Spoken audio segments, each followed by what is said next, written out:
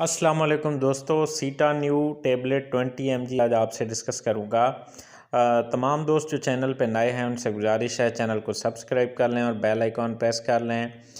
दोस्तों, सीटा new tablet जो 20 mg की स्ट्रेंथ में अवेलेबल है, इसमें ये साइटाइलोप्राइम है 20 mg।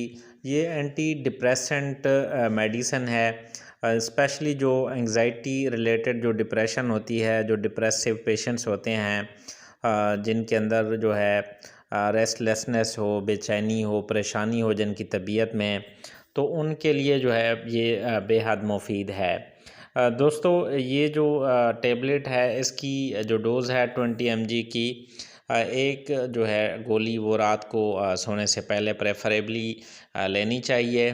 तो ये इसका बेहतरीन रिज़ल्ट ये देती है।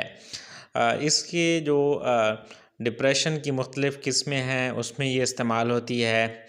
एंग्ज़ाइटी है और इसके अलावा ऑब्सेसिव कंपल्सिव डिसऑर्डर है, प्री मेंस्ट्रुअल सिंड्रोम है, टेंशन हेडेक है, मिग्रेन हेडेक में भी इस्तेमाल हो सकती है।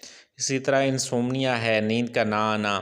इसके अलावा कोई नशा वगैरह छुड़ाने के लिए जो है ड्रिंकिंग का हो गया या कोई ओपियम वगैरह जो है उसका नशा छुड़ाने के लिए भी इसको इस्तेमाल किया जाता है।